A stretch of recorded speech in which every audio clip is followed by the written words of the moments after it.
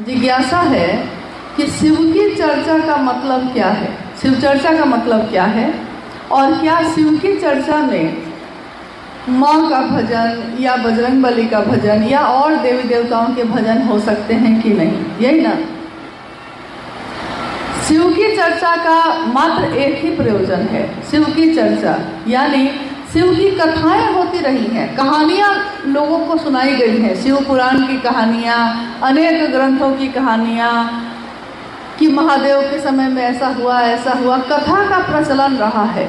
लेकिन शिव की चर्चा का प्रचलन पूर्व में, इतिहास में कभी नहीं दिखाई दिया। ये शिव चर्चा शब्द ही आया है वरेण्य गुरु भ्राता साहब हरिनाथ जी के द्वारा। उन्होंने कहा कि आज का आदमी बात करने में बहुत तेज है भाई, उससे उपासना नहीं होगा, साधना नहीं होगा, मंत्र का जप नहीं होगा, लेकिन बात खूब हो जाएगी। तो उन्होंने कहा कि बात का विषय बदल लो। आज तक हम लोग बात करते थे, घर में काम हो गया है तो दुकान से भी घर कोई लौट के आ गया है और घर का खाना भी बन गया है, अब पूरा दिन बैठ के क्या करना है। तो हम लोग क्या करते थे कि बैठ के पड़ोसी क्या किया है इस बात को करते थे, कौन रिश्तेदार क्या कर रहा है इस बात को करते थे, किसका बेटा को कितना नंबर आया, कौन क्या पढ़ता है इस पे बात करते थे, किसका झगड़ा किससे चल रहा है, कौन किसका दोस्त हो गया है इस पे बात करते थे, कहाँ पे साड़ी कितने में मिलेगी, कहाँ पे गहना कितने में मिलेगा, कहाँ पे खेत कितने में मिलेगा, इस पे बात करते थे। सब कुछ करते थे, लेकिन नहीं करते थे तो उस महादेव की बात नहीं करते थे, जिसके कारण ये दुनिया है, जिसके कारण हम और आप हैं, उसी को भूल के बैठे हैं। तो ये जो हम लोग भूल के बैठे थे, अपनी दुनिया में एकदम मगन होकर सोए हुए थे, शब्द की मार से शब्दन मार जगाए दियो रे, शब्द की मार से गुरु ने जगा दिया। उन्होंने कहा कि शिव की बात करो, क्योंकि जिसकी बात हम सबसे ज़्यादा करते हैं हमारा मन भी धीरे धीरे उसके जैसा हो जाता है। तो सब बात करना हम जानते हैं, महादेव की बात नहीं कर सकते हैं, जितना आता है उतना ही करेंगे। और आप देखिएगा कि कहीं पे अगर किसी गांव में आप खड़े हो जाइए चौक चौराहे पे, और आप देखिए एक आदमी, अभी शादी का मौसम गुजरा, एक आदमी खड़ा होकर अपनी बेटी की शादी की बात शुरू किया है, धीरे धीरे चौक का सारा लोग जमा हो जाता है। अब सब अपनी अपनी बेटी की शादी के लिए परेशान है, सब अपनी अपनी बेटी की शादी की परेशानी बयान कर रहा है। क्रिकेट का मौसम आता है, फुटबॉल का मौसम आएगा, तो उसमें क्या होगा, एक आदमी क्रिकेट की बात शुरू करता है, भारत पाकिस्तान होने लगता है, लेकिन थोड़ी ही देर में उस चौक के सारे लोग जमा हो जाते हैं, वहीं पे दो टीम बन जाती है, कौन जीतेगा कौन हारेगा, अब इसी पे बात हो रही है। यानी हमारे आपके अंदर ये ताकत है कि हम अगर किसी एक चीज़ की बात शुरू करते हैं तो हमारे आसपास के माहौल पे उस बात का असर होता है। हम शिव की बात शुरू करेंगे तो लोग शिव की बात में जुटेंगे कि नहीं जुटेंगे। जब हम क्रिकेट की बात करते हैं तो जुट जाते हैं, हम खेत की बात करते हैं तो जुट जाते हैं, हम किसी भी लौकिक बात को करते हैं तो सब कोई जमा हो जाते हैं। तो क्या हम महादेव की बात करेंगे तो लोग नहीं जमा होंगे? आप निकल के तो देखिए, आप करके देखिए, आप जैसे ही बात शुरू कीजिएगा दो आदमी खड़े होके सारे लोग जमा होने लगते हैं। अभी हम लोग दुमका में रुके हुए हैं, साथ में जो गुरु भाई लोग आए हैं, सुबह में चाय पीने चले गए, लौट के आए तो बोले कि कुछ अफसर लोग जा रहे थे खेल के, और हम लोगों ने कहा कि थोड़ा सा रुकिए, महादेव की बात करते हैं। एक रुके, दो रुके, सब के सब रुकने लगे। एक की घोषणा हुई तो दूसरा कहता है अरे ये जो है इसको भी समझाइए, इसकी भी घोषणा करिए। देखिए क्या हुआ, ये एक व्यक्ति को रोका आपने, महादेव का नाम सुना, सब पे प्रभाव है। तो कमी कहाँ हो रही है? कमी हम लोगों से हो रही है कि हम लोग बोल ही नहीं रहे हैं, बात ही नहीं कर रहे हैं। जब महादेव के साथ हमारा आपका मन रहता है तो हमारा मन कैसा होना चाहिए? सबसे बलशाली, सबसे ताकतवर, क्योंकि जिसके साथ आदमी रहता है उसका मन भी उसी के जैसा हो जाता है। तो शिव की चर्चा करने का स्पष्ट प्रयोजन है कि हम खुद भी शिव के शिष्य बने, क्योंकि मेरा मन भी याद रखे कि मैं शिव का शिष्य हूँ, और हम दूसरे को भी उस रास्ते पे प्रेरित कर सकें। इससे ज़्यादा शुभ, इससे ज़्यादा कल्याण आप किसी का भी इस जीवन में नहीं कर सकते, क्योंकि उसको आपने अपने लिए नहीं रोका है, अपने शिव के लिए रोका है। तो शिव की चर्चा, अब हम लोग आते हैं कि शिव चर्चा स्थलों पे क्या होना चाहिए। क्या शिव चर्चा स्थलों पे या साप्ताहिक चर्चा स्थलों पे माँ का भजन, बजरंगबली का भजन या और देवी देवताओं का भजन होना चाहिए या नहीं होना चाहिए? देखिए, साप्ताहिक चर्चा स्थल पे जब हम लोग जाते हैं तो हम लोग के पास समय की कमी होती है। 2 या 3 घंटे के लिए चर्चाएं होती हैं, मान लीजिए 3 घंटा के लिए होती है, और 50 गुरु भाई गुरु बहन वहाँ हैं। सबको बारी बारी से मौका देना चाहिए, 2 मिनट भी बोल ले कम से कम। अब उतनी ही देर में आपको ये काम कर लेना है, फिर सारे लोग अपने घर को लौट जाएंगे। अब अगर आप सारे देवी देवताओं के गीत और भजन गाना शुरू करेंगे तो समय तो इसी में ख़त्म हो जाएगा, गुरु की चर्चा तो हो नहीं पाएगी। इसलिए ज़्यादा अच्छा है कि ज़्यादा अच्छा क्या, आप वहाँ जुटे ही जिस कारण से हैं सिर्फ उसी कारण पे ध्यान दीजिए। आप वहाँ गए ही थे इसलिए क्योंकि शिव गुरु चर्चा होनी थी वहाँ। तो जब शिव गुरु चर्चा होनी है, शिव के गुरु स्वरूप की बात होनी है, तो चर्चा भी गुरु स्वरूप पे हो और भजन भी गुरु के स्वरूप पे हो जाए।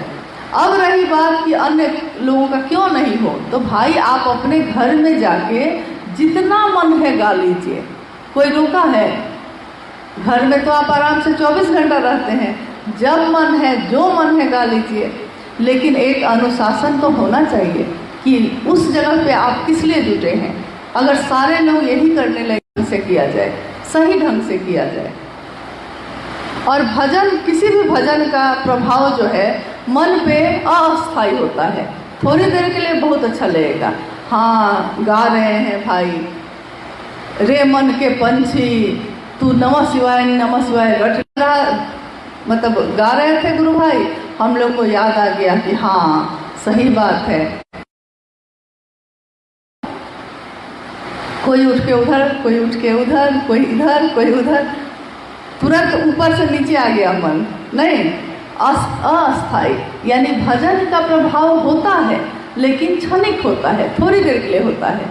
लेकिन अगर गुरु की चर्चा आप करते हैं, आपका मन धीरे धीरे समझ लेता है, तो ये प्रभाव अस्थायी होता है, हमेशा के लिए होता है। इसलिए महादेव की चर्चा ज़्यादा करने की कोशिश कीजिएगा, भजन कम, और भजन भी हो तो शिव के ऊपर हो, शिव के गुरु स्वरूप के ऊपर हो, ताकि लोगों का मन एक जगह एकाग्र रहे। और हरजिया से भाई शंकर जी जानना चाहते हैं कि भगवान शिव की पूजा करके तो हमको सब कुछ मिल ही जाता है, तो फिर उनको अपना गुरु बनाने की क्या जरूरत है?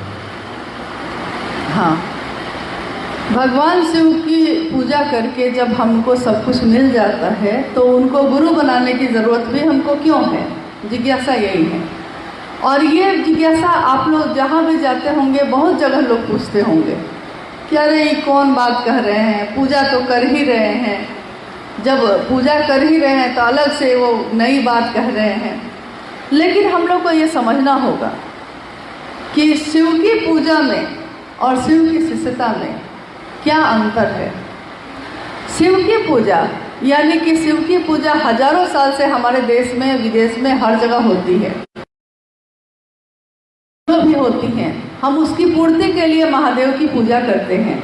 लौकिक कामनाएं यानी अच्छा घर हो जाए, धन मिल जाए, बेटा बेटी हो जाए, संतान हो जाए, सुख हो, समृद्धि हो, ये हो वो हो, मतलब लौकिक दुनिया की जितनी भी तरह की चाहत होती है वो सब लौकिक कामनाएं हो गई। पारलौकिक में हो गया कि मोक्ष मिल जाए, जीवन मरण के चक्र से हम मुक्त हो जाएं, ईश्वर के पास मेरा मन चला जाए, इस तरह की कामना। लौकिक और पारलौकिक दोनों कामनाओं के लिए शिव की पूजा होती आई है। लेकिन उसमें जो सबसे ज़रूरी चीज़ होती है वो क्या होती है? पूजा। पूजा में ज़रूरी है कि आपके अंदर विश्वास होना चाहिए आपके अंदर श्रद्धा होनी चाहिए, समर्पण होना चाहिए। मतलब भगवान के लिए विश्वास होगा तभी ना पूजा स्वीकार होगी। समर्पण यानी झुकना होगा, श्रद्धा रखनी होगी, विश्वास रखना होगा, सब कुछ चाहिए उसमें। एक निष्ठता होनी चाहिए कि महादेव के लिए कर रहे हैं तो महादेव के लिए कर रहे हैं, सब होना चाहिए। लेकिन साहब हरिंद्रानंद जी ने कहा, शिव की शिष्यता में, शिव के शिष्यों के लिए बिना श्रद्धा के भी वही परिणाम आएगा, बिना विश्वास के भी वही परिणाम, बिना समर्पण के भी वही परिणाम आएगा। यानी शिव की शिष्यता को उन्होंने कहा कि पूजा की हाईटेक विधि है ये। हाईटेक मतलब ये कि कभी हम लोग हाथ का पंखा झेलते थे, हालांकि आज हाथ का पंखा यहाँ बहुत दिन बाद दिख रहा है, तो हाथ का पंखा झेलते थे कभी हम लोग। लेकिन एक दिन सीलिंग फैन बन गया जो ऊपर में लगता है, फिर वॉल फैन दीवार पे लगने वाला बन गया, कूलर बन गया, एसी बन गया, तो धीरे धीरे क्या हुआ, हाथ का पंखा छूट गया। तो हवा लगाने का हाईटेक क्या हो गया, अब एसी हो गया। हाईटेक विधि, हवा वो भी लगाता था, हवा ये भी लगाता है, लेकिन इसको जहाँ हौंकते हौंकते हम लोग थक जाते थे, अभी खाली एक स्विच ऑन करते हैं, पंखा की हवा, कूलर की हवा में ठंडे हो जाते हैं, तुरंत होता है ना वो काम। वही उन्होंने कहा कि शिव की शिष्यता शिव पूजा का ही हाईटेक विधि है। मतलब ये एक ऐसी विधि है जो आपके मन को सीधे शिव के पास लेके जाती है। समर्पण अपने आप पैदा होता है, लेकिन जब आप जुड़ते हैं आपके मन में ये नहीं है, उसके बावजूद बिना मन के आप भोजन करते हैं, पेट भरता है कि नहीं भरता है? बिना मन का दवा खा लिए हैं, डॉक्टर बोला है कि दवा खानी ही पड़ेगी, मन नहीं है खाने का, दवा खानी पड़ी है तो खा लिए हैं, बीमारी ठीक होगी कि नहीं होगी? होगी। साहब ने यही कहा कि बिना श्रद्धा, बिना विश्वास, बिना समर्पण के भी अगर शिव को आप अपना मानकर खड़े रह जाइएगा तो एक दिन वो शिव आपके अंदर ये चीज़ उतार देगा कि आपके अंदर उसके लिए श्रद्धा भी पैदा हो जाएगी, विश्वास भी पैदा हो जाएगा, समर्पण ही समर्पण होगा, और एक दिन ऐसा होगा कि एकनिष्ठ हो जाइएगा। मतलब शिव नहीं तो कोई नहीं, जैसा उमा ने किया था। पार्वती के लिए हम लोग कहते हैं ना, वरहूँ शंभु नहीं तो रहूँ कुंवारी। अगर मेरा वर होगा कोई तो शंभु होगा, नहीं तो कोई नहीं होगा। ये है एक निष्ठता। मैंने वर अपना माना है तो शंभु को, नहीं तो किसी को नहीं। तो मैंने गुरु माना है तो शिव को, नहीं तो किसी को नहीं। और जब जगत गुरु शिव आपके गुरु होंगे तो दुनिया का कौन होगा जो आपका अपना नहीं होगा? जो महादेव का है वो मेरा भी होगा, आपका भी होगा। और एक और सुनीता जी महुबन्ना दुर्गा से ये इनका निवेदन है, क्षेत्र में गुरु बहना कहती है कि मेरे ऊपर महादेव आते हैं, क्या ऐसा होता है? किसी के शरीर पर देवी देवता आते हैं? दीदी समझाने की प्रयास किया है। हाँ, ये एक अलग तरह की जिज्ञासा है कि क्षेत्र में कुछ लोग कहते हैं कि मेरे ऊपर महादेव आते हैं, मेरे ऊपर भगवती आती है।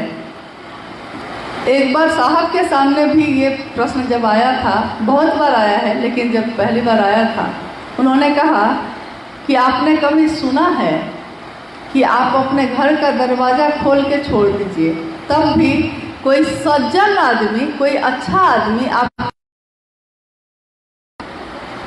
और ताला भी लगा दिया है, ताला नहीं भी लगाया है, दरवाज़ा खुला हुआ है और आप नहीं हैं घर में, घर के अंदर कौन घुसेगा? अच्छा आदमी घुसेगा या चोर डकैत घुसेगा? कौन घुसेगा? चोर डकैत घुसेगा। और महादेव और भगवती की ऊर्जा तो ये धरती नहीं संभाल सकती है। संभाल सकती है? अगर वो उतर गए, कण कण में है तब तक ठीक है, लेकिन वो कण कण अगर एक हो गया तो पूरी धरती साफ हो जाएगी। तो वो महादेव और भगवती, कोई भला आदमी किसी के घर में चुपचाप नहीं घुसता, और शरीर में उतरने का तो सवाल ही नहीं है। लेकिन कोई अगर आपको अंधविश्वास सिखाता है, कोई अगर आपको डराता है, या हाँ देखो मेरे ऊपर देवी आ गई है, कोई झूमने लगता है, कोई ऐसे करने लगता है, तो हमेशा साहब ने कहा है कि ये वैसे ही लोग करते हैं जिनका मन कमज़ोर होता है। कमज़ोर मन वाले आदमी के पास बाजा बजा दीजिए तो पूरा झूमने लगेगा उस पर। लेकिन मजबूत आदमी जो मन से मजबूत हो, उसके आगे बाजा बजाइए तो बैठ के सुनता रहेगा, झूमेगा नहीं। तो कमज़ोर मन का आदमी ये सब बातें करता है कि मेरे ऊपर ये आ गया, ये आ गया, ताकि और लोग जो है मुझसे डरने लगे, मेरी बात सुनने लगे। आपने कभी गौर किया है, शहर भी है हम लोग के देश में, शहर भी है, गांव भी है, महिला भी है, पुरुष भी है। ज़्यादातर ये सब मामला आप देखिएगा कि महिला पे आएगा, कहीं कहीं ही पुरुष पे देखिएगा, उसमें भी गांव में देखिएगा, शहर में नहीं, गांव में मिलेगा। कारण क्या ये भूत प्रेत या महादेव या भगवती का नाम लेकर कोई है इस तरह कर रहा है तो सिर्फ गांव का महिला को ही चुन के जाता है? ऐसा नहीं ना है। यानी ये एक ऐसा अंधविश्वास है।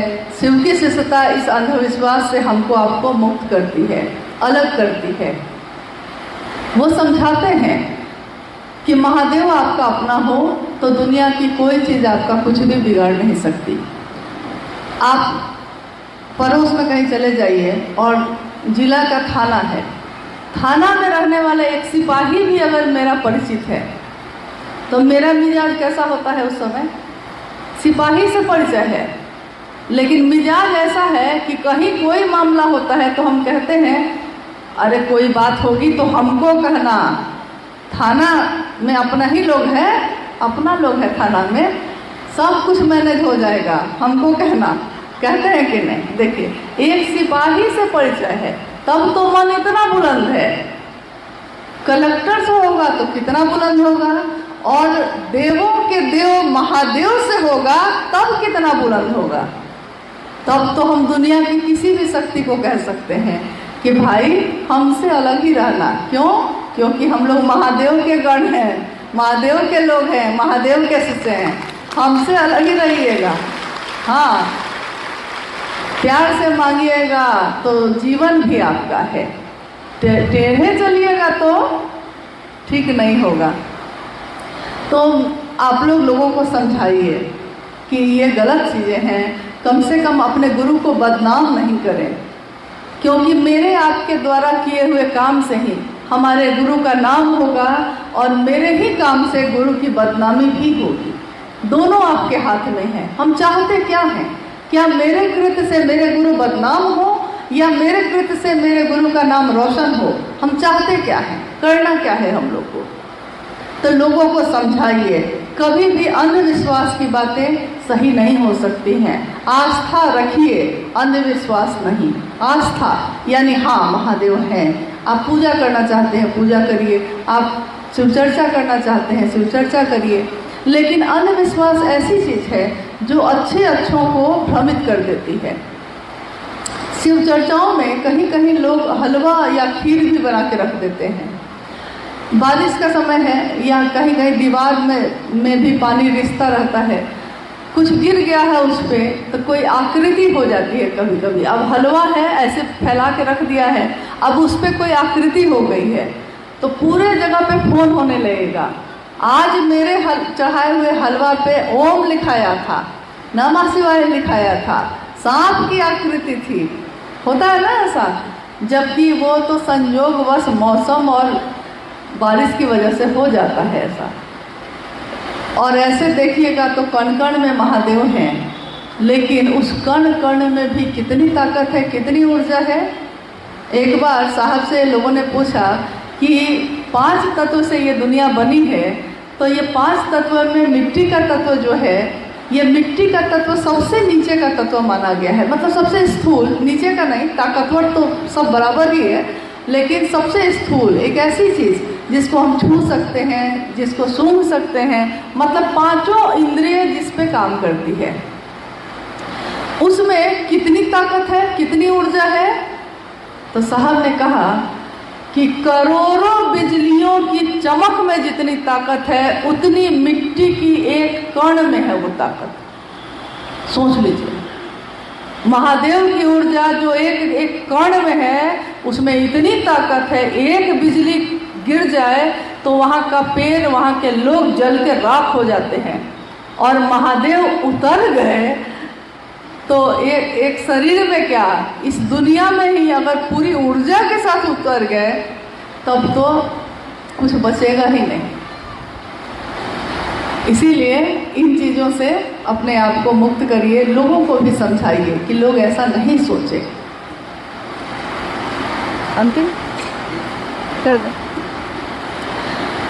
चलिए, आज की ये संगोष्ठी जो आयोजित की गई थी, शिव को गुरु मानने की बात, शिव की चर्चा करने की बात, शिव को प्रणाम करने की बात, मतलब दया मांगना, चर्चा करना और नमन करना, ये तीनों सूत्र हमारे शिव शिष्यों का जीवन का आधार है।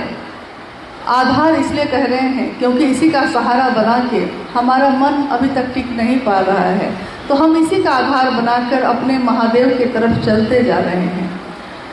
लेकिन साहब हरिनानंद जी ने कहा कि आने वाले वर्षों में, आने वाले समय में पीढ़ी दर पीढ़ी शिव की शिष्यता बढ़ती चली जाएगी। आज जो शिव के शिष्य हैं, जो सामने दिखते हैं, वो नींव के पत्थर हैं।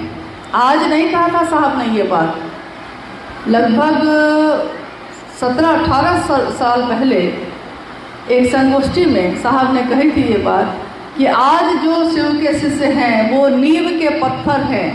नींव के पत्थर यानी कि ये मकान जब बनता है ना, तो इस मकान को बनने से पहले जो नींव डाला जाता है वो जितना मजबूत होगा उस पे इमारत उतनी ही अच्छी होगी।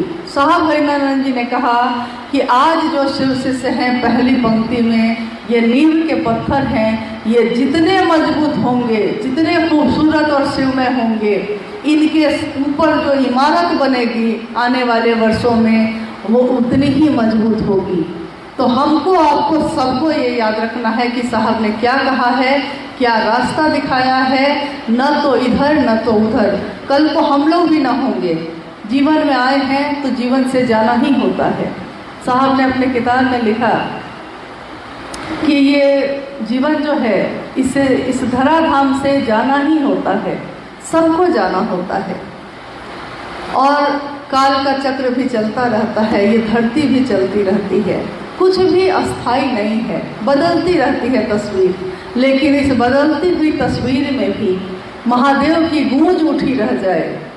आज के शिव शिष्य आने वाले पीढ़ी के शिव शिष्यों के लिए नींव का पत्थर साबित हों, इतने मजबूत हों कि वो अपनी मजबूती दूसरे को दें ताकि वो भटके नहीं।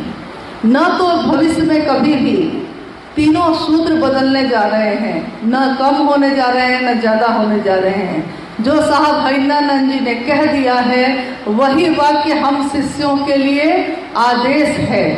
उनके मुख से जो निकला है, सब शिव के शिष्य इसी का पालन करते जाएंगे, एक रास्ते पे चलेंगे, एक मन से चलेंगे, एक भाव से चलेंगे, अपने गुरु शिव के लिए चलेंगे। और साहब ने कहा है कि आओ चलें शिव की ओर, यानी अपने साहब दीदी के संग चलेंगे।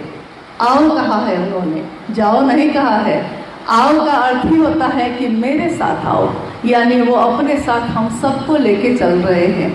आदमी गरीब या अमीर लौकिकता में होता है, मन से नहीं होता। मन अगर आपका बना रह जाए, मिजाज अगर बना रह जाए, तो फकीरी में भी अमीरी की अदा होती है। वस्त्र फटे हैं, खाने को भोजन नहीं है, लेकिन मन अगर मेरा बुलंद है, मन अगर मेरा मजबूत है, तो हम उसमें भी अपने जीवन को हंसते हंसते काट लेते हैं। तो महादेव का सहारा लीजिए, महादेव को अपना गुरु बनाइए, दूसरे को भी प्रेरित कीजिए। कितनी सुंदर बात है, कितनी अच्छी बात है। दुनिया में छींट दीजिए इस बात को, जब तक जितनी आपकी क्षमता हो उतनी ही। और अपने गुरु शिव को प्रणाम जरूर करिए, दया जरूर मांगिए, क्योंकि अगर दया ही नहीं मांगेंगे, शिव की दया के बिना कुछ भी नहीं हो सकता है। इसलिए ये तीनों सूत्र बहुत जरूरी हैं। इन तीनों सूत्रों का पालन करिएगा।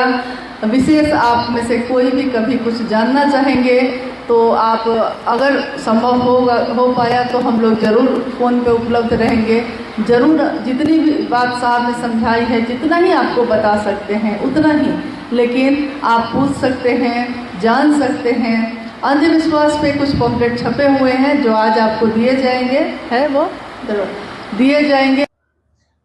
शिव के जिस रूप से जिसकी जो कामना है वो जुड़ा और उसने उनसे वो चीज प्राप्त की है। हमारे ऋषियों ने, साधुओं ने, तपस्वियों ने शिव के अनेक रूपों की साधना उपासना की। कुछ रूप बहुत प्रसिद्ध हुए, नीलकंठ, नटराज, उमा के पति, गृहस्थों के साकार आदर्श, एक ऐसे देवता, एक ऐसे महादेव जो गृहस्थ आश्रम के भी साकार आदर्श माने गए। भले हम सभी देवी देवताओं की पूजा करते हों, लेकिन जब हम अपने बच्चों को आशीर्वाद देते हैं वैवाहिक जीवन का, जब हम अपनी बेटी को, अपने बेटे को उसके विवाह पे आशीर्वाद देते हैं, तब हम कहते हैं कि उमा महेश्वर की जोड़ी बनी रहे, गौरी और शंकर की जोड़ी बनी रहे। क्योंकि गृहस्थों के भी साकार आदर्श तस्वीरों में भी जो दिखते हैं वो महादेव हैं, जिसमें शिव स्वयं बैठे हैं, माँ पार्वती उनके अर्ध स्वरूप में सामने बैठी हैं, उनके पुत्र शिव भाव में उनके दोनों तरफ बैठे हैं। सबकी सवारियां अलग अलग हैं। महादेव की सवारी बसहा बैल है, माँ भगवती की सवारी शेर है, उनके एक पुत्र की सवारी मूषक है, चूहा है, एक पुत्र की सवारी मोर है। जगत में, दुनिया में शेर बैल को खा जाता है, जगत में सांप चूहा को खा जाता है। सांप जो शिव के गले में लिपटा हुआ है, उसका स्वभाव है, उसका भोजन है कि वो चूहा को खा जाएगा। मोर देखने में इतना सुंदर है, लेकिन सांप उसका भोजन है, वो सांप को खा जाता है, भोजन है, वो जरूरत है उसकी, उसके बिना वो जीवित ही नहीं रह पाएगा। ऐसा स्वभाव है। लेकिन शिव भाव की जो तस्वीर दिखती है हमको, चित्रित जो तस्वीर है, उससे भी जो हम सीखते हैं, उसमें हम लोगों ने देखा है कि महादेव के परिधि में, महादेव के घेरे में अगर विपरीत स्वभाव के लोग भी अगर उस परिधि में बैठ जाते हैं, जन्मजात एक दूसरे को खा जाने की प्रवृत्ति रखने वाले लोग भी अगर महादेव की परिधि में बैठ जाते हैं, तो महादेव का भाव सबको, विसंगतियों में भी संगति की स्थापना करता है। शिव का एक स्वरूप है जगत गुरु शिव, ज्ञान दाता स्वरूप, ज्ञान देने वाले महादेव। ज्ञान देने वाले महादेव यानी उनका वो स्वरूप जिसमें वो समस्त विश्व को ज्ञान की धारा से भिगा रहे हैं। दया की बारिश हो रही है, गुरु की वाणी की बारिश हो रही है और सबके मन प्राण भीग रहे हैं उसमें। जगत गुरु शिव की कुर्सी पे महादेव है, लेकिन जगत के लोग, दुनिया के लोग महादेव को अपना गुरु मानेंगे तब ना। महादेव तो गुरु है, हम आप शिष्य ना बनेंगे तो महादेव की दया हमें उतरेगी कहाँ। गुरु तो है, शिष्य भाव होगा तब ना गुरु का भाव उसमें प्रवेश करेगा। पति है, सामने पत्नी होगी तब ना पति का भाव पत्नी भाव को प्रभावित करेगा। माँ है, पुत्र या पुत्री सामने होगा तब ना माँ का भाव पुत्र भाव से या पुत्री के भाव से मिलेगा। एक तरफ अगर गुरु का भाव है और दूसरे तरफ कोई उनका शिष्य नहीं, तो गुरु होकर भी वो दुनिया के लिए कोई लाभ नहीं, कोई फायदा नहीं। जगत गुरु शिव के इसी स्वरूप से साहब हरिंद्रानंद जी ने दुनिया के लोगों को अवगत कराया। उन्होंने एक आह्वान किया, एक संदेश दिया। ये संदेश उनके मन में जिस तरह से उतरा था, जिस तरह से ये घटा था, उसने उनके मन को समझा दिया था कि अगर यहाँ कोई गुरु सचमुच में है जो आज हमारे मन में फैले अंधेरे को दूर कर सकता है, तो महादेव के सिवा अब कोई नहीं। महादेव की शिष्यता, शिव की शिष्यता एकमात्र उपाय है, इसके सिवा अब कोई उपाय नहीं है। जब चारों तरफ विष ही विष हो, चारों तरफ जहर ही जहर फैला हो, और उसमें कोई अमृत की एक बूंद ले आता है, वो अमृत की एक बूंद इतनी कीमती है उस समय कि उसकी तुलना संसार की किसी भी चीज से नहीं की जा सकती। जब सारे तरफ प्राण लेने की होड़ मची हो और एक कोई आया हो जो प्राण की रक्षा करने वाला हो, तो उस समय उसकी अहमियत, उसका कद, उससे ज्यादा उस समय कुछ भी और जरूरी नहीं होता। हमारे आपके जीवन में जो अंधेरा है, गुरु शब्द से ही उसकी व्याख्या होती है। गुरु यानी अंधेरे से रोशनी की तरफ ले जाने वाले। गुरु जो हमारे मन में आत्म दीपो भव, आत्मा के तल पे खुद का दिया खुद बन जाने की प्रक्रिया, हमारी रोशनी हम खुद बन सके, दूसरे से रोशनी क्या मांगने जाए। ये रोशनी तो हमारे आपके मन में खुद पैदा हो सकती है। आज तक तो ऐसा नहीं हुआ। गुरु आए, सदगुरु आए, शिष्यों की परंपरा भी हुई, लेकिन गुरु और सदगुरुओं की इस लंबी श्रृंखला में कोई ऐसा नहीं रहा जिसने कहा हो कि आप स्वयं भी चल सकते हैं, आपके गुरु स्वयं शिव हो सकते हैं। शिव के शिष्य हुए, शिव के प्रशिष्य हुए, शिव के भक्त हुए। दुनिया ने उनको इतना पूजा कि यहाँ तक कहा कि ये द्वितीय महेश्वर है, ये महेश्वर शिव के रूप है धरती पे, जो चलते हैं, बोलते हैं, सब कुछ महादेव जैसा है। लेकिन उस व्यक्ति ने, उस सत्ता ने भी सबको नहीं कहा कि आप भी ऐसा बन सकते हैं। आप ये क्यों सोचते हैं कि मैं बन गया, आप भी वैसा बन सकते हैं। इसके लिए तरीका क्या है, कैसे इस यात्रा को हम तय करें, कैसे उस महादेव से हमारा जुड़ाव हो। शास्त्रों ने तो लिखा है, जब शिव के अनेक स्वरूपों के बारे में लिखा तो शास्त्रों ने लिखा कि नास्ति सर्व समो देव, कोई देवता शिव जैसा नहीं है। नास्ति सर्व समा गति, संपूर्ण संसार में कोई गति शिव जैसी नहीं है। नास्ति सर्व समो दाने, कोई दानी शिव से बड़ा दानी नहीं है। यहाँ कितना भी दान कोई कर दे, लेकिन शिव जैसा नहीं है। नास्ति सर्व समो रणे, शिव जैसा रण यानी योद्धा, लड़ने वाला, मनोबल को ऊंचा रखने वाला बनना है तो शिव जैसा बने, वैसा शिव जैसा फिर कोई नहीं है। साहब हरिंद्रानंद जी ने, शिव के शिष्य ने कहा, नास्ति सर्व समो गुरु, गुरु भी कोई शिव जैसा नहीं है। कोई गुरु होगा खंड में है, कोई गुरु है सदगुरु स्तर का है, कोई गुरु है नियम है, कानून है, वर्जना है। ये छोड़ कर आओ तब शिव की तरफ लेके जाऊंगा। कोई कहता है ब्रह्मचारी बन के आओ, कोई कहता है इस जाति या इस धर्म के बन के आओ। महादेव कहते हैं कि जो तुम हो, जैसे तुम हो वैसे ही आ जाओ। मैं गुरु के रूप में गहरी अंधेरी चेतना को भी रोशनी में लाता हूँ। मैं स्वयं गुरु हूँ, मैं गुरु भी हूँ, मैं सदगुरु भी हूँ, और मैं जगत गुरु शिव भी हूँ। साहब हरिंद्रानंद जी ने शिव के इस मोहक रूप को, इस सुंदर छवि को दुनिया को दिखाया। आज जिस जगह पे पहली बार शिव गुरु चर्चा का आयोजन हुआ है, बड़े स्तर पे हुआ है, आप सबके सहयोग से हुआ है। कहीं ऐसा भी है कि लाखों लोग शिव के शिष्य हैं और कहते हैं कि जहाँ सब कुछ अनुकूल हो, सब कुछ आपके मन के मुताबिक होता हो, वहाँ पे काम करना आसान होता है। लेकिन जब रास्तों पे कांटे बिछे हों और परिस्थितियां विपरीत हो, अनुकूल ना हो, तो क्या होता है? वो पथ क्या, पथिक कुशलता क्या।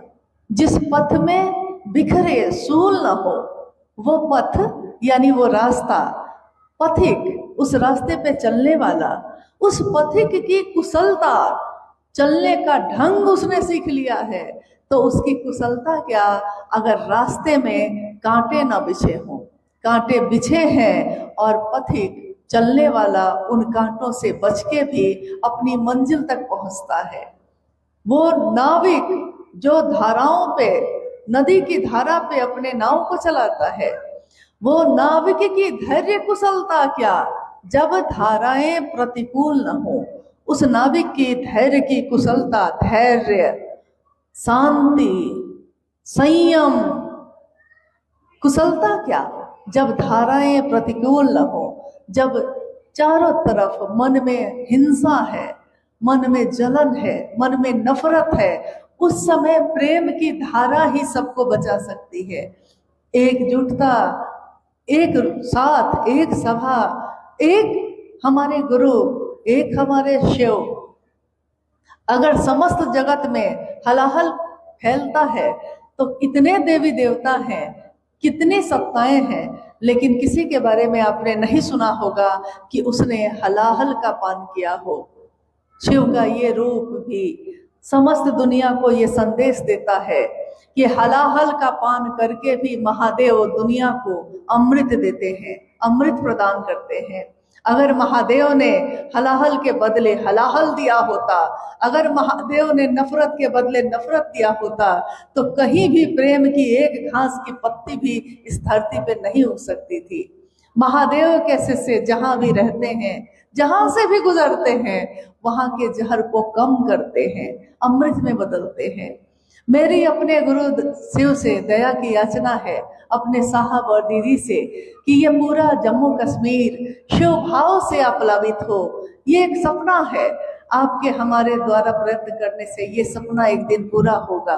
आज ये शिव की चर्चा कठुआ जिले में हो रही है और आने वाले कुछ ही वर्षों में ये बड़ी ब्रह्मा के लोग जो आए हैं, जम्मू के लोग हैं, जम्मू कश्मीर, चप्पे चप्पे पे अगर शिव की बात ना होगी तो ये जहर कभी कम नहीं होगा। हम सबका ये दायित्व है कि अपने गुरु के स्वरूप को, अपनी जड़ों को लोगों तक पहुंचाएं। अगर सुंदर से सुंदर बात भी हो और लोगों तक ना पहुंचे तो आपके मेरे किस काम की। शिव मेरे गुरु हो गए, मेरे मन के अंदर वो शिव जग गया, लेकिन लोगों तक हम नहीं पहुंचा सके उस शिव को, तो हमारे इस जीवन में शिव का शिष्य होने का क्या फायदा। साहब हरिंद्रानंद जी लौकिक जीवन में डिप्टी कलेक्टर के पद पे थे, ये आपने सुना होगा। माँ नीलमानंद उनकी सहधर्मिणी, उनकी धर्मपत्नी माँ नीलमानंद, दीदी नीलमानंद जिनका पूरा नाम राजमणि नीलमानंद है, दोनों अब शरीर में नहीं, लेकिन माँ नीलमानंद एक राज परिवार की बेटी रही। एक राज परिवार की बेटी जिसके साड़ियों में सोने और चांदी के तार गुथे हों, एक डिप्टी कलेक्टर जिसको किसी सुविधा और साधन की जरूरत नहीं होती, लेकिन उनका एक पहलू, उनके जीवन का एक भाग, एक स्वरूप है ये कि वो शिव के शिष्य हुए। जब वो शिव के शिष्य हुए तो उन्होंने अपने इस रूप से लोगों को मिलाने के लिए, अपने गुरु महादेव से लोगों को मिलाने के लिए अपने डिप्टी कलेक्टर के रूप को पीछे किया, अपने राज परिवार की बेटी होने के रूप को पीछे किया। अगर वो पीछे ना करते, अगर वो हर व्यक्ति से खुद जाकर नहीं मिलते उस समय, तो लोग उनकी बात पे विश्वास नहीं करते। लोग कहते कि ये भी कोई बाबा है, ये भी कोई बड़े गुरु हैं जो सिर्फ आके बोलते हैं और चले जाते हैं, इनमें तो जागरण हुआ है, हम में आप में तो कोई जागरण नहीं हुआ। सच्चा गुरु वही होता है, सच्चा मार्गदर्शक वही होता है जो हमारे मन में फैले सारे अंधेरे को दूर कर दे, जो हमारे मन में कोई संशय बाकी ना रहे। शिव के लिए आदि शंकराचार्य जी ने, जो उस समय केरल के रहने वाले थे, लेकिन अपनी पद यात्रा में पूरे भारत वर्ष का उन्होंने भ्रमण किया। उस भ्रमण में वो उस समय कश्मीर में भी आए। आपने सुना होगा उनके बारे में, आदि शंकराचार्य के श्लोक का एक श्लोक है जिसका अर्थ है कि गुरु युवा है और वो एक वृक्ष के नीचे, वट वृक्ष के नीचे गुरु युवा है, बैठे हैं। सामने उनके चारों तरफ उनके शिष्य बैठे हैं। शिष्य वृद्ध हैं, बुजुर्ग हैं, सफेद बाल है उनके। शिष्य वृद्ध है, गुरु युवा है। गुरु भी मौन है, चुप है। शिष्य भी मौन है, चुप है।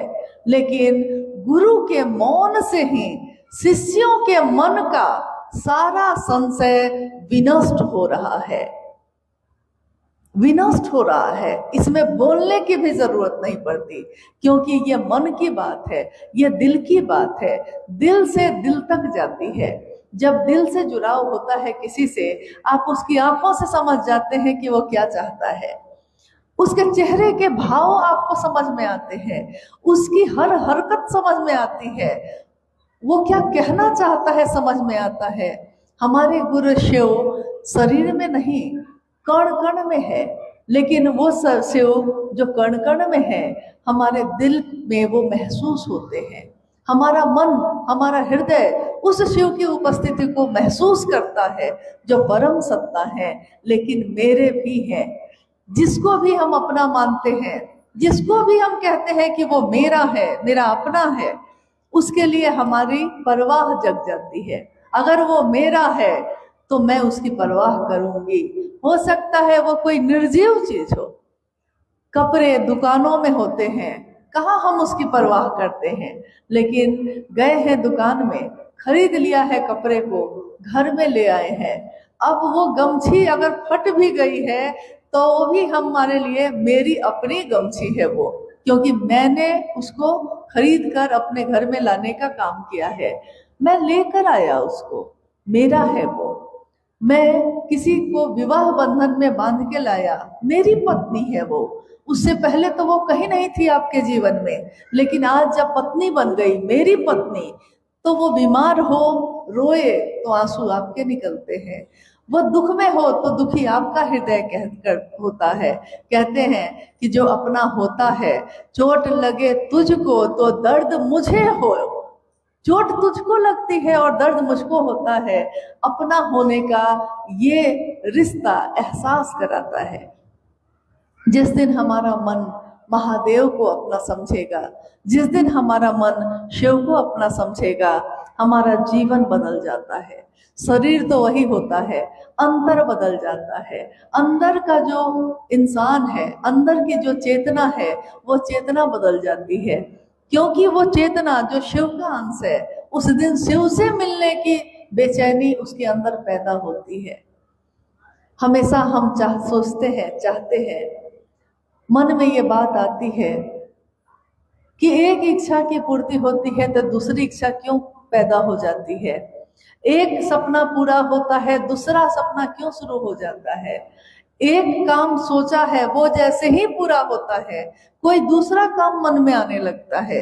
आखिर कब तक हमारे आपके मन में ये रक्त बीज की तरह इच्छाओं की उत्पत्ति होती रहेगी।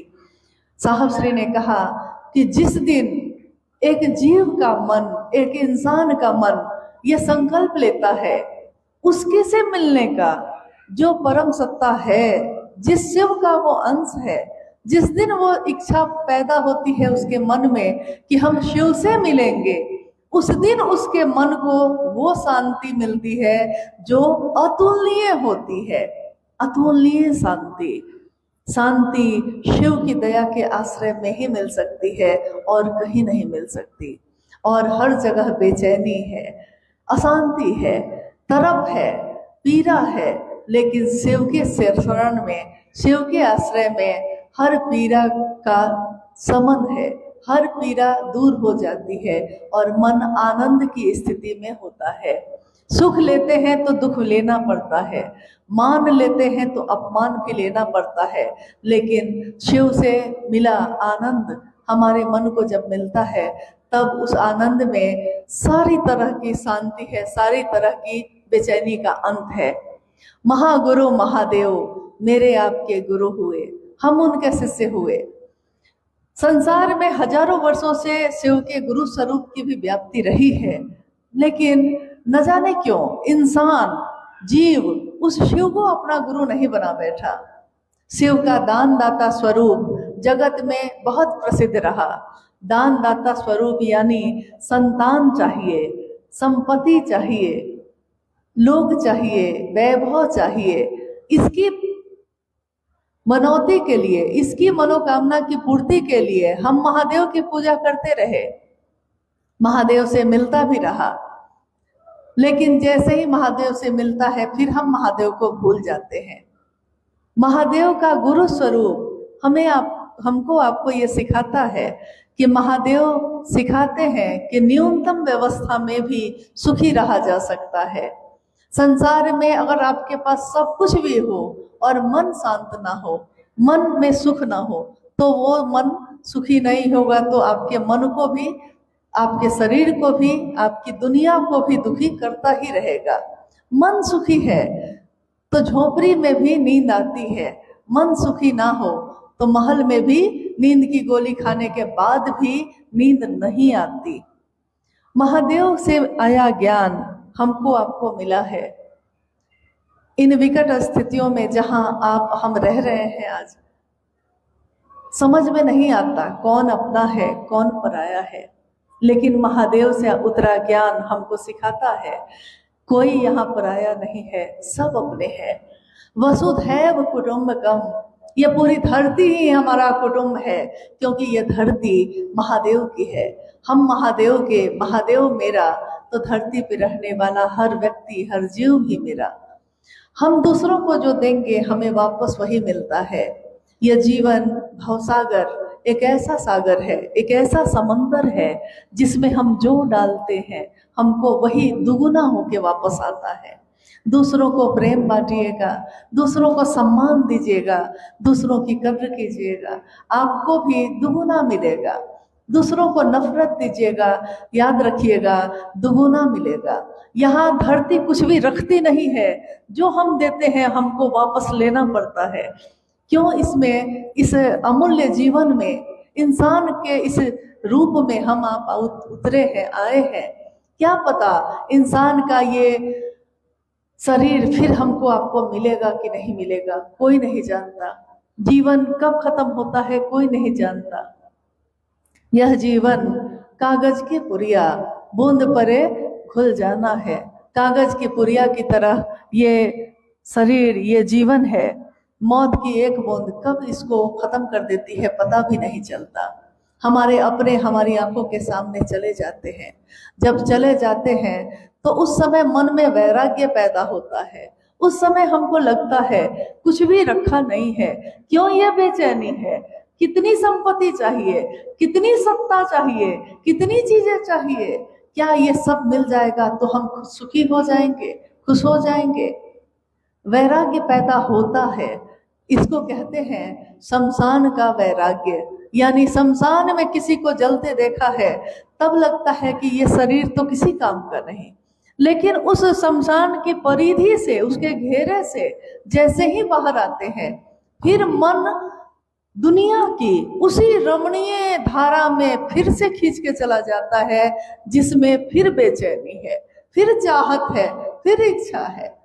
महादेव गुरु के रूप में दया करते हैं और हमारे मन को शांत कर देते हैं। हमारा मन जहाँ जाके शांत हो जाए, हमारा मन जहाँ जाके खुद को देखने लगे, हम इस संसार में क्यों आए हैं, किस लिए आए हैं। जब भी अध्यात्म की बात होती है, अध्यात्म का अर्थ ही होता है, धर्म में अलग अलग चीजें हो सकती हैं, लेकिन अध्यात्म में ऐसा नहीं होता। अध्यात्म यानी जीव से शिव होने की प्रक्रिया। जीव कोई भी हो सकता है, किसी जाति, किसी धर्म, किसी संप्रदाय, किसी वर्ण, पुरुष या स्त्री, अमीर या गरीब, कुरूप या खूबसूरत, शास्त्र ज्ञाता या निरक्षर, जिसने एक अक्षर का भी ज्ञान नहीं लिया है, मन उसका शिव से जुड़ता है। ये चीजें नहीं जुड़ती। हमारे वेशभूषा, हमारे पोशाक, हमारे खान पान, हमारा जीना, हमारे जीने का तरीका महादेव से नहीं जुड़ता। किसी से भी, जिससे भी हम रिश्ता बनाते हैं, हमारा मन उससे जुड़ता है। जिस दिन महादेव से मिलने की इच्छा होगी, हमारा मन ही महादेव से भी मिलेगा। आज यहाँ बैठे हुए, शरीर में बैठे हुए, हम एक कल्पना करते हैं कि हमने अभी सोचा है और हम यहाँ से जम्मू पहुँच जाए। यहाँ से जम्मू पहुँचने में 5-6 घंटे लग सकते हैं, शरीर से वहाँ जाने में 5-6 घंटा, 7 घंटा लग जाएगा।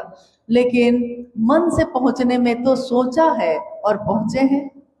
साहब श्री ने कहा, जिस तरह मन से सोचते हैं और उस जगह पे पहुँच जाते हैं, जिस तरह मन में आज सोचा है कि मकान बनाएंगे, घर बनाएंगे, मकान, घर उस दिन आपके मन में बन चुका है। उसी दिन, उसी पल आपने सोच लिया क्या क्या बनाएंगे, क्या क्या होगा उसमें।